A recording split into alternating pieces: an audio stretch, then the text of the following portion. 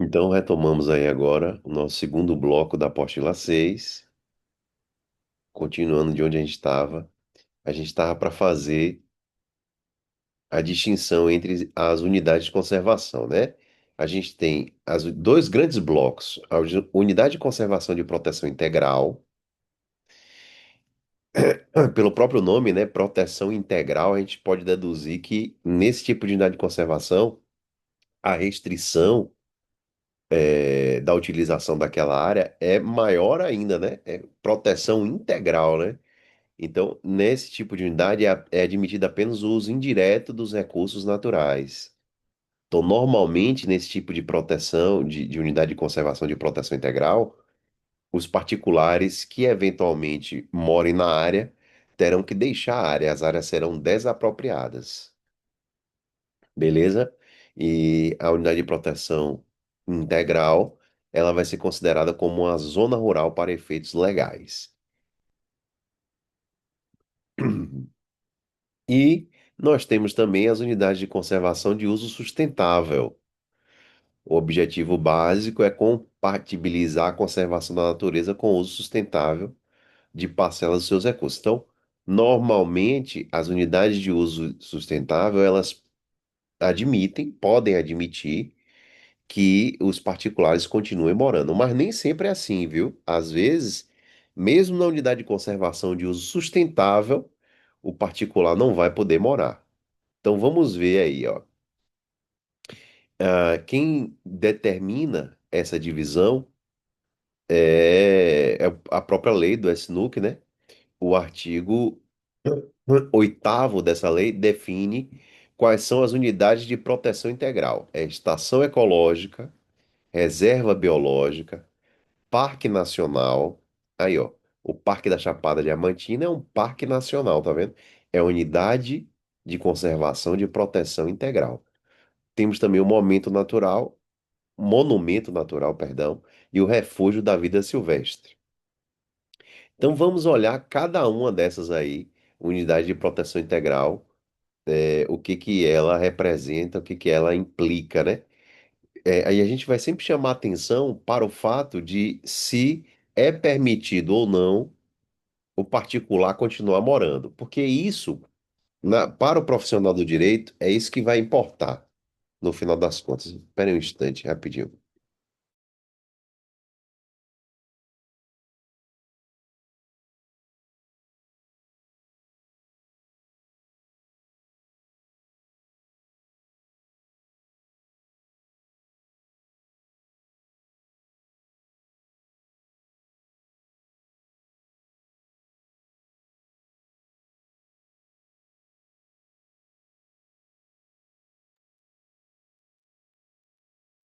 Pronto, vamos retomar aqui agora.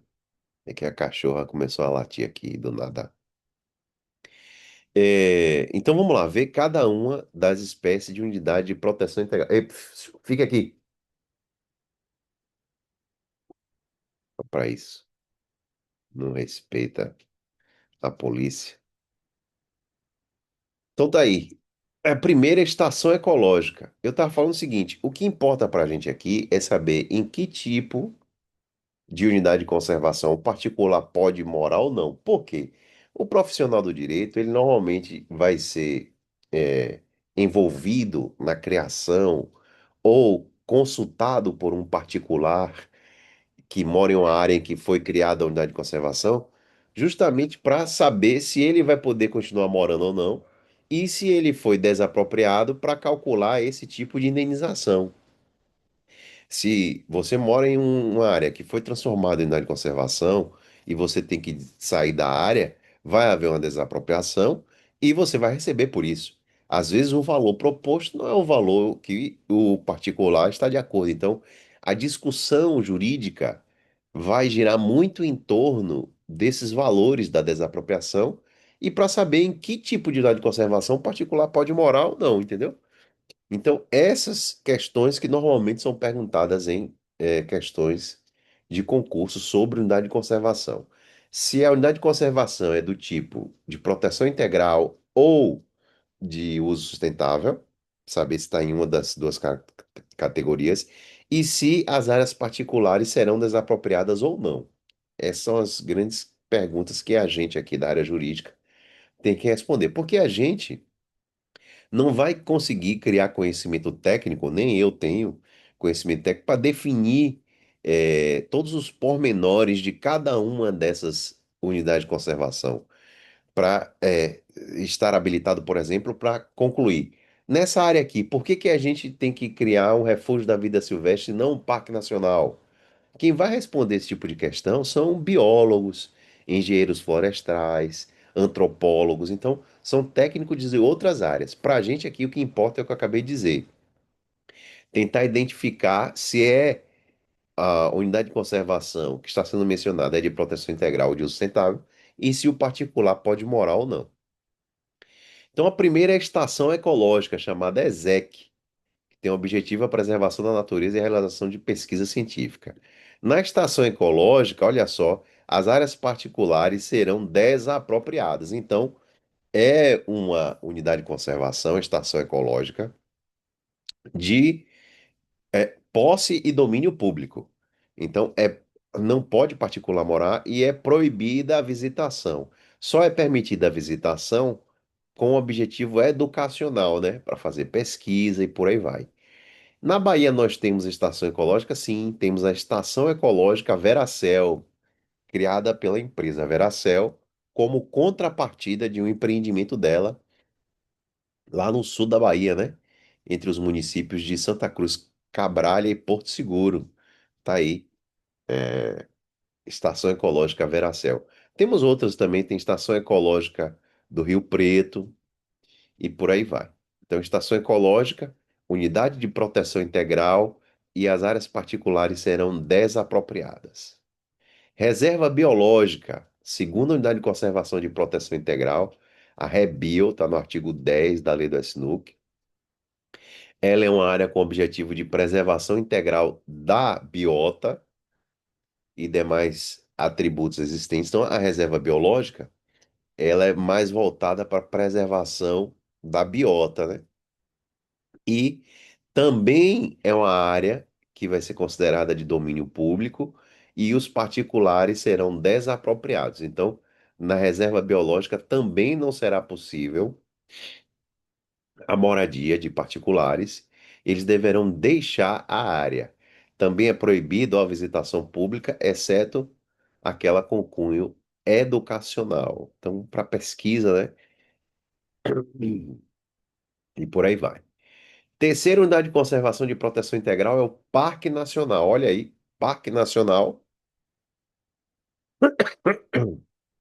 é um tipo de unidade de conservação de proteção integral e a ideia é preservação de ecossistemas naturais de grande relevância ecológica e beleza cênica. Aí é o caso da nossa Chapada Diamantina, né? Chapada Diamantina. Esse local vai possibilitar pesquisas científicas, desenvolvimento de atividade de educação e interpretação ambiental e o turismo ecológico. O Parque Nacional é uma área de posse e domínio público, sendo que as áreas particulares, incluindo seus limites, serão desapropriadas. Olha aí, desapropriadas. Quarta unidade de conservação de proteção integral é o Monumento Natural, MONAT. O MONAT, a ideia é para preservar sítios naturais raros, singulares ou de grande beleza cênica. Então, por exemplo, uma cachoeira, aquela cachoeira especificamente pode ser protegida, pode ser considerada como unidade de conservação na modalidade de monumento natural. Monumento natural, MONAT. Beleza? Ó, o MONAT, o monumento natural, é uma unidade de conservação de proteção integral que pode ser constituída por área particular, viu? Então, das quatro que a gente viu até aqui, essa é a primeira que permite particular morando. Monumento natural.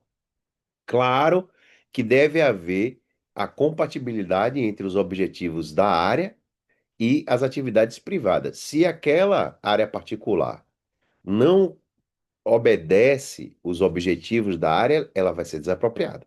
Mas se é um morador tradicional, alguém que já está ali inserido no ecossistema, sem promover alteração. Normalmente populações tradicionais, né? Quilombolas e por aí vai, esses podem continuar morando. Monumento natural. Então, se, entretanto, a área particular não atender os interesses da unidade, ela será desapropriada. Olha o exemplo de Monate aí na tela, ó. Monumento natural, Cachoeira do Ferro Doido, localizada no município de Morro de Chapéu, ó. Cachoeira do Ferro Doido, deixa eu ver se eu consigo ampliar aqui para a gente ver. Aí, Cachoeira do Ferro Doido, tá vendo? Uma foto de Rui Resende. Então, por exemplo, se alguém mora próximo aqui dessa área que foi considerada um monumento natural e essa pessoa não interfere na proteção, ela pode continuar morando. Beleza? E a quinta e última espécie de unidade de conservação de proteção integral é o Refúgio da Vida Silvestre, RVS, que tem o objetivo de proteger os ambientes naturais, né? E pode também, ó, pode ser constituída por áreas particulares. Aqui em Salvador tem um projeto de transformar o Parque do Vale Encantado, eu já comentei até isso em sala de aula, em um refúgio da vida silvestre. Mas esse projeto está lá no gabinete do prefeito, já tem uns 8 anos mais ou menos, e ele não assina o decreto de criação. Não assina porque, e nem vai assinar, né? Pelo menos essa gestão atual não vai assinar, porque é uma gestão muito voltada à defesa dos interesses das incorporações imobiliárias, né? Como a gente vem percebendo aí nos últimos tempos. Então, se você cria um refúgio da vida silvestre, você limita a possibilidade da incorporação imobiliária, né? Poder crescer para essa área. Então, por esse motivo que esse refúgio da vida silvestre, é, Vale Encantado, provavelmente não será criado aqui em Salvador. Mas ele é uma área que permite sim que o particular continue morando, ok? Então tá bom. É possível, é possível que o particular continue morando e vai haver, ó, visitação pública sujeita às normas e restrições estabelecidas pelo plano de manejo da unidade. Então, vista as 5 unidades de conservação e proteção integral, agora a gente passa para as unidades de uso sustentável. Como o nome diz, proteção integral tem, em tese, uma proteção mais rigorosa e uso sustentável vai ter uma proteção menos rígida. E nós temos 7 unidades de conservação de uso sustentável. São elas APA, Área de Proteção Ambiental, ARIE, Área de Relevante Interesse Ecológico, FONA, Floresta Nacional, Reserva Extrativista, RESEX, REFAO, Reserva de Fauna, Reserva de Desenvolvimento Sustentável, RDS, e Reserva Particular do Patrimônio Natural, RPPN. Não confundam, viu, meus amigos? Ó, Floresta Nacional é Unidade de Conservação de Uso Sustentável. Parque Nacional, como a gente viu antes, é Unidade de Conservação de Proteção Integral. Beleza? Então não confundam. Parque Nacional, Proteção Integral. Floresta Nacional, Unidade de Uso Sustentável. Tá bom? Então vamos ver aqui. APA, primeiro é APA. APA é a unidade de conservação mais comum que a gente vê, né, no dia a dia. A gente tem várias APAs aqui na Bahia, em Salvador. E APA é uma área de proteção ambiental que permite sim a ocupação humana. Por exemplo, Lagoas e Dunas do Abaeté é uma APA de uma área de proteção ambiental, tanto uma APA municipal quanto estadual. Então é possível que o particular more ali, mas vai haver alguma restrição para proteger a diversidade biológica e disciplinar o processo de ocupação e assegurar a sustentabilidade do uso dos recursos naturais, beleza? Na APA, ela pode ser constituída por terras públicas ou privadas, então é permitido que o particular more na APA, beleza? Então tá aí a APA. Ela é bem comum. Aqui na Bahia a gente tem, por exemplo, APA Litoral Norte, que é uma faixa litorânea que vai desde de Lauro de Freitas, né? Começa, na verdade, em Lauro de Freitas, e vai até a divisão com o Sergipe. É uma faixa litorânea de 10 quilômetros de largura e cerca de 142 quilômetros de extensão, né? Vai até Mangue Seco. Temos a APA Baía de Todos os Santos, que é para proteger ali a Baía de Todos os Santos, envolvendo todas aquelas ilhas, né?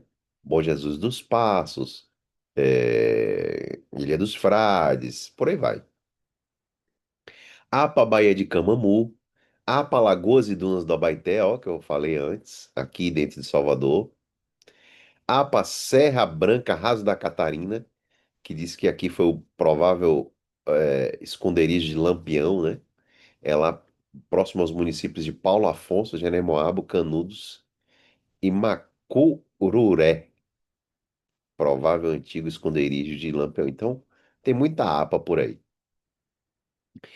Segunda unidade de conservação de uso sustentável é a área de relevante interesse ecológico, área, que é uma área de pequena extensão, com pouca ocupação humana, com características naturais extraordinárias que abriga exemplares raros da biota regional. Na área também pode particular morar, viu? Ela é constituída por terras públicas ou particulares. Aqui a gente tem na Bahia, por exemplo, a área de relevante interesse ecológico da Serra do Orobó. Fica ali entre os municípios de Rui Barbosa e Itaberaba. Cerca de 4 horas daqui de Salvador, né? É uma área grande, ó, de 7.397 hectares. E nessa área a gente possui ao mesmo tempo um trecho de Mata Atlântica, um trecho de Caatinga e de Cerrado. Olha só, na mesma área, por isso que ela virou área de relevante interesse ecológico. Na mesma área a gente tem remanescentes de Mata Atlântica, Caatinga e Cerrado. Então dá para imaginar a grande diversidade biológica aí, né? Dessa área Serra do Orobó. Outra unidade de conservação de uso sustentável é a FONA, Floresta Nacional. É uma área coberta por uma área florestal, né? Coberta por espécimes nativas. Então, a FONA é uma unidade de conservação de uso sustentável, ao passo que o Parque Nacional é uma unidade de conservação de proteção integral. E a FONA, ó, a FONA é de posse de domínio público. Então, área particular, ó, serão desapropriada. Quem pode continuar na Floresta Nacional são as populações tradicionais. Quem já mora lá, né? As comunidades quilombola e tal, fazem aquela ocupação sustentável da área, né? Então tá aí, Floresta Nacional. Veja que ela é uma unidade de conservação de uso sustentável que não vai admitir particulares morando, a não ser que seja população tradicional, tá bom? Na FONA. Isso que eu tô lendo, meus amigos, são transcrições praticamente literais de dispositivos da lei do SNUC, viu? A gente tá lendo a sequência, ó. Artigo 15, 16, 17. A gente pegou a partir do artigo 8º, 9º e tá lendo na sequência. Aí nós passamos para a Resex, Reserva Extrativista. Reserva Extrativista é uma unidade de conservação de uso sustentável que é utilizada para proteção das populações extrativistas tradicionais. Por isso que chama reserva extrativista. É para manter, né, aquela área que for considerada Resex para uso da população tradicional. Essas populações tradicionais, elas sobrevivem de uma agricultura de subsistência e de criação de animais de pequeno porte. Então, a ideia é proteger os meios de vida e a cultura dessas populações e assegurar o uso sustentável dos recursos naturais da unidade. A reserva extrativista é de domínio público. E quem é que pode ocupar? Só as populações tradicionais, viu? Particular que não faça parte desse conjunto aí das populações tradicionais, a princípio tem de deixar a área. Beleza? Aqui a gente tem, por exemplo, na Bahia, a Reserva Extrativista Marinha Baía do Iguape. É uma área imensa ali na foz do Paraguaçu, né? Abarcando ali vários municípios ali de Cachoeira, Maragogipe. É enorme essa área aí da Resex Marinha Baía do Iguape. Tem algumas Resex, né, na Bahia. Próximo da área de conservação de uso sustentável é a Reserva de Fauna, REFAL, uma área natural com populações animais de espécies nativas, terrestres ou aquáticas, residentes ou migratórias, destinadas à proteção, né, dessa fauna. Ela também é uma área de posse e domínio público e as áreas particulares, ó, serão desapropriadas na REFAL.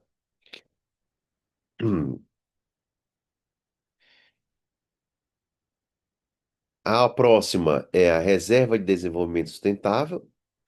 Veja que é uma reserva natural que abriga populações tradicionais. Aí você me pergunta, professor, qual é a diferença? Por que que a gente institui uma reserva do desenvolvimento sustentável ou uma RESEX, que a gente viu acima, reserva extrativista? Já que ambas, como está descrito aí na legislação, é para abrigar as populações tradicionais. Qual é a diferença? É isso que eu falei antes. Quem vai poder responder esse tipo de questão não é o profissional do direito, é o profissional de outras áreas, um biólogo, antropólogo, que vão, a partir de estudos no local, definir qual é o melhor formato, qual é o melhor modelo de unidade de conservação para aquele lugar. Então, por que a reserva do Iguape virou uma Resex e não uma RDS? A gente não tem aqui, com base nos nossos conhecimentos, como delimitar isso, fazer essa distinção.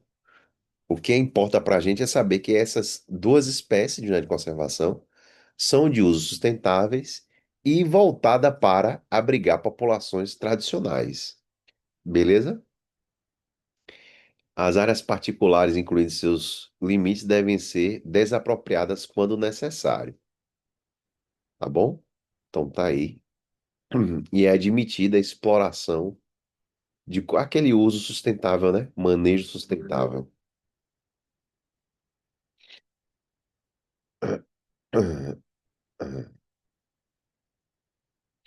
E por fim, para terminar, as unidades de conservação de uso sustentável, nós temos a RPPN, que é a Reserva Particular do Patrimônio Natural.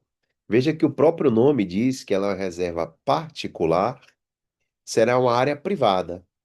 É uma área privada que vai ser gravada com perpetuidade com o objetivo de conservar a diversidade biológica. Então, é uma área particular que vai ser instituída a unidade de conservação ali. O particular continua na posse, no domínio do bem, mas ele tem agora, de modo perpétuo, que proteger aquela área, RPPN. Se assemelha muito a uma servidão ambiental, viu? A gente viu lá quando a gente viu instrumentos econômicos, lá na apostila 3, salvo engano, a gente viu a servidão ambiental. RPPN se assemelha muito à servidão ambiental. Tá aí. Então, já finalizando a apostila 6, a gente passa a ver as regras gerais das unidades de conservação. Elas podem ser criadas por lei ou por decreto, como a gente viu. Agora, a extinção só poderá acontecer por lei, viu? Como a gente já falou no início. Todo espaço especialmente protegido tem esse regime. Ele pode ser criado por lei ou por decreto, mas na hora de extingui-lo, apenas por lei. Isso é uma medida para dificultar, né, a diminuição da proteção. E a lei do SNUC prevê no artigo 25 que as unidades de conservação devem ter a chamada zona de amortecimento. que são as zonas de amortecimento? Ela é uma zona de transição, uma zona que vai funcionar como uma espécie de transição entre a área sem proteção e a área interna da unidade de conservação.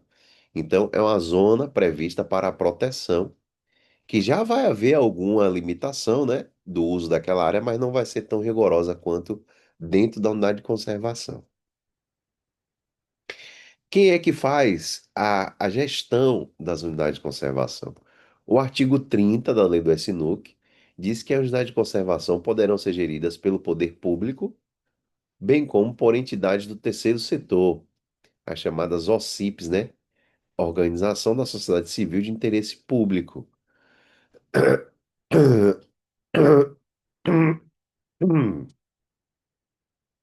Há uma discussão doutrinária se seria constitucional delegar a OCIPs essa gestão. Por quê? Porque quem fiscaliza, quem toma conta da área de conservação, acaba recebendo um poder de polícia, né? Poder de polícia fiscalizatório. E o poder de polícia é algo que deveria ser apenas dos entes públicos, né? Então, essa previsão de possibilidade de administração das áreas de conservação pelas OCIPs é uma previsão legal questionada pela doutrina, porque aparenta ser inconstitucional uma vez que delega poder de polícia, não apenas os fiscalizatórios, para entes privados. Então, tá aí essa discussão sobre a legalidade. E outro ponto importante que vira e mexe cai em prova é o artigo 36 da lei do SNUC, que prevê que caso o empreendimento deseje ser implementado em unidade de conservação, esse empreendimento deve ser no licenciamento ambiental, ele deve ser obrigado a apoiar a implantação e manutenção de unidade de conservação de proteção integral. Então, vocês lembram que a gente falou de unidade de conservação de proteção integral criada pela Veracel, né, uma estação ecológica Veracel? A estação ecológica Veracel provavelmente foi criada por isso, porque a Veracel foi empreender explorando, salvo engano, ou foi um mineral, algum tipo de minério, ou eucalipto na região, ali dos municípios de Santa Cruz, Cabralha e Porto Seguro. E aí, no licenciamento ambiental, ficou determinado que ela deveria criar uma unidade de conservação, e ela criou a Estação Ecológica Veracel, por força desse artigo 36, né, da lei do SNUC. Esse artigo 36, no seu parágrafo primeiro, ele determina no seu texto original que o empreendedor tinha que destinar pelo menos 5% dos seus custos totais para a implantação do empreendimento. Por que que eu coloquei aqui era e grifei? Porque a lei do SNUC, quando saiu no ano de 2000, ela previa isso. Ó, o empreendedor que vai empreender em unidade de conservação tem que destinar 0,5%, pelo menos, do custo total do empreendimento para destinação de criação de unidade de conservação. Então era um piso, né? A legislação previa um piso, pelo menos 0,5%, poderia ser 1, 2, 3%, mas pelo menos 0,5% será destinado para uma espécie de compensação e indenização ambiental. É uma espécie de reparação dos danos ambientais futuros, né?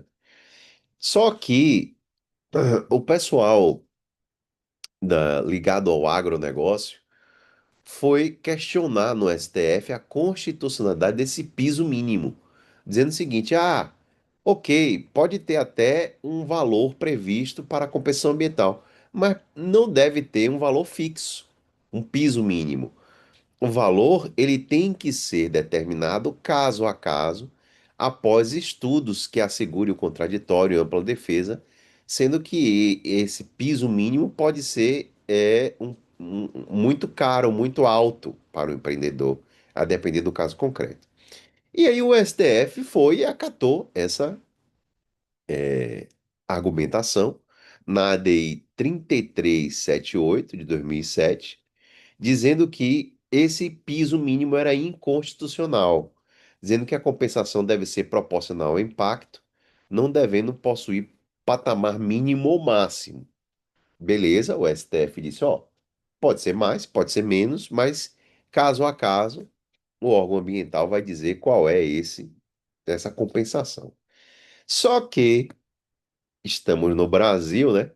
E posteriormente, no governo Lula 2, foi expedido o decreto 6848 de 2009, regulamentando justamente como é que seria, né, esse patamar aí de compensação em relação aos dados de conservação federais. E a gente lê nesse decreto, o que foi que acabou sendo determinado é o seguinte: a metodologia de cálculo para o grau de impacto acabou trazendo cálculos que determinavam que o valor da compensação do impacto poderá representar o equivalente entre 0,5% dos custos totais do empreendimento. Ou seja, o que era piso virou teto, né? O piso não era pelo menos 0,5%, depois desse decreto aí de 2009, virou teto de 0,5%. Então, atualmente, para os dados de conservação federais, há um teto máximo de 5%, ou de 0,5%. 5 não, 0,5%. O que é isso? É um retrocesso, né? Ambiental. No Brasil é assim. A gente sai de um jeito, entra de um jeito, né? Querendo alguma coisa boa, no final das contas a, a- o resultado sai pior do que a gente imaginava. Beleza? Então a gente finaliza aqui a apostila 6. Esse é o segundo bloco da apostila 6. E eu vou fazer o seguinte, meus amigos. A gente já viu a apostila 6. Fica faltando a apostila 7. Essa apostila 7 tá faltando também para a turma da noite. E eu vou fazer essa aula da apostila 7 nessa segunda-feira, agora à noite, a partir das 18 horas. E eu vou fazer o seguinte: tô mal, vocês estão vendo aí como é que eu tô de voz? Eu não tô bem, tô com um resfriado aqui. E eu pretendia hoje avançar para a apostila 7, mas eu vou ficar aqui nessa apostila 6. E a gente vai. Eu vou dar essas aulas online da apostila 7 para a turma da noite na próxima segunda, a partir das 18 horas. Eu vou mandar um link, inclusive, para Silas, que aí ele pode passar para a turma se vocês quiserem assistir ao vivo. E eu vou deixar gravado essas aulas da apostila 7 também para vocês no YouTube. Vou deixar essas da apostila 6, que a gente fez hoje, para as duas turmas, e da apostila 7 também. Então, assim, a gente consegue resolver a questão do nosso conteúdo. Vamos dar até a apostila 7. E a gente fica só na aula que vem para fazer uma revisão. Beleza? Vamos fazer assim, vamos combinar assim. A gente fica com vimos até a 6. A apostila 7, que é a responsabilidade civil por danos ambientais, nós vamos ver na próxima segunda à noite em blocos online. E eu vou deixar gravado, que fica disponível para vocês. E na próxima quarta pela manhã a gente faz uma revisão. Hum, Beleza? Porque a nossa prova aí, pelo calendário, já é de hoje a 15, né? Perfeito, professor. E em relação a essa revisão, o senhor cogita também a possibilidade de ser feita de forma online ou presencial? Eu não sei como é que vai ser, mas a gente pode fazer online também, né? Eu acho que online é melhor porque a gente consegue deixar ela gravada aí um pouquinho, pelo menos até antes da prova. Pra... Perfeito. Por mim, tudo tranquilo. Acredito que os colegas também não tenham nenhuma rejeição à ideia, mas acredito que seja uma boa ideia, sim. Pronto, beleza, então.